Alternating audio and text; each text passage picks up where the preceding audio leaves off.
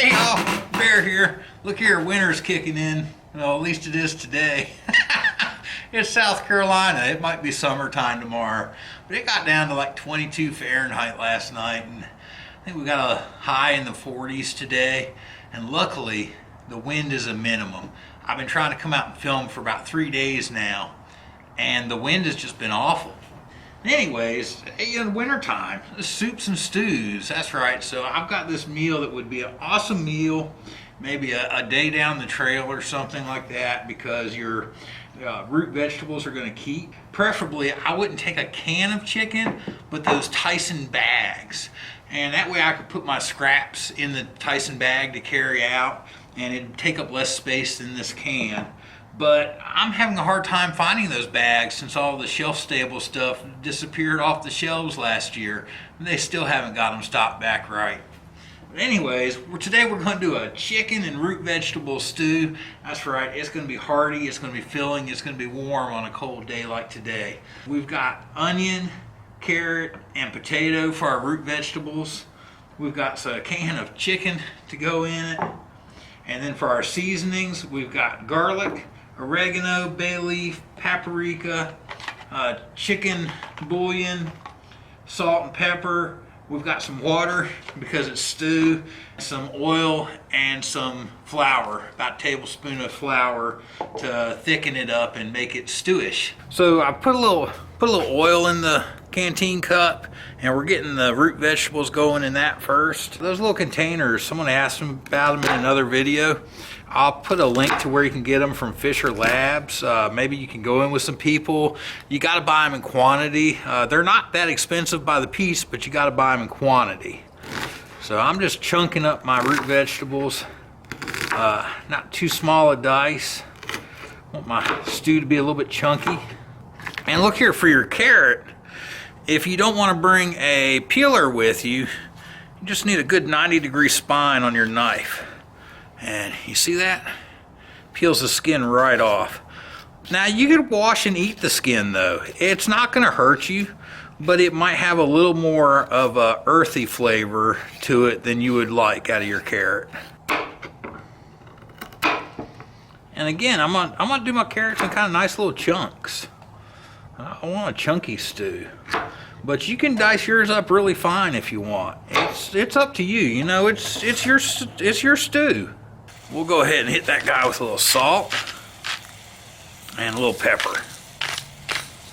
And while the carrots and onions get a head start, we'll dice up our garlic and our potato. I'm gonna do, again, kind of big hunks on my garlic. It'll cook off, but still be a little soft on the inside. It won't just fry up to a crisp. You see the dices? Maybe a little bit smaller than that.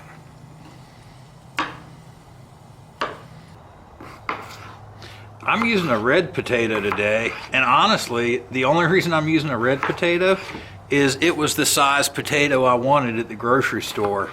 Go ahead and put the garlic in. I'm gonna let that guy cook for about 5 minutes. Then I'm gonna start cooking in my flour, so it's not raw, and kind of make a roux. All right, let's see what we got going on here. Oh yeah.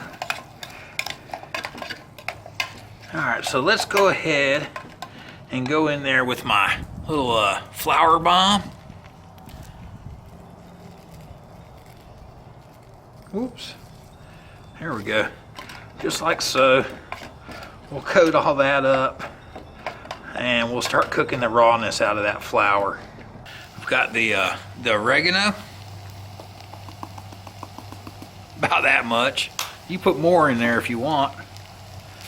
Some paprika. I don't know, about like that. Yeah, paprika.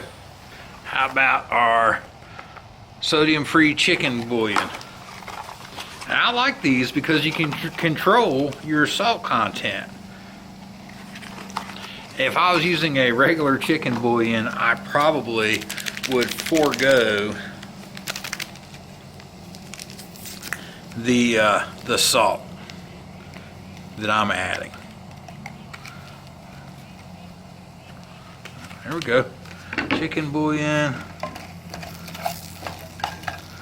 cooking out that flour. Because it'll splash if I do it the other way, let's go ahead and get the potato in, and then we'll add some water. And we're just gonna let this guy hang out and cook for a while.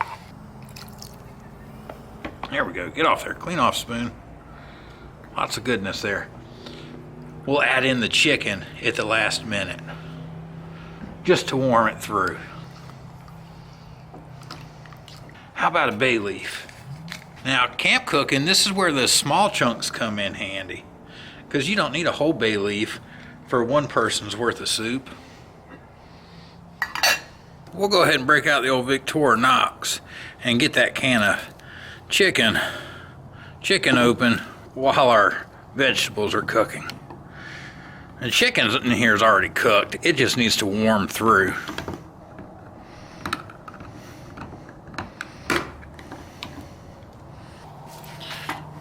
So there we go. Chicken is drained and waiting its turn.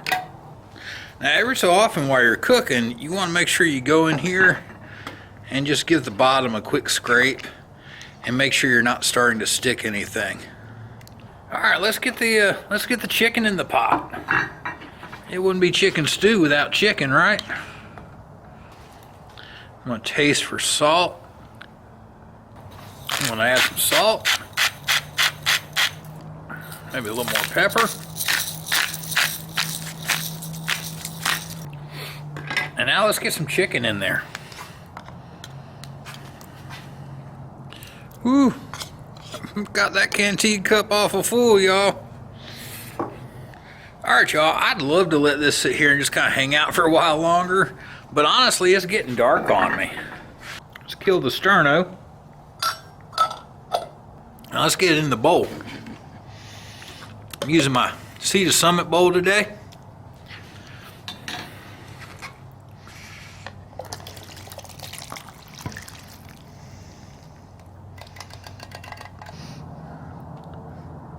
Little chicken and root vegetable. Heck yeah, y'all.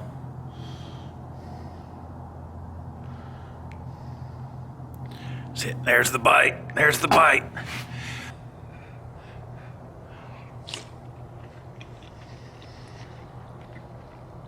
Heck yeah.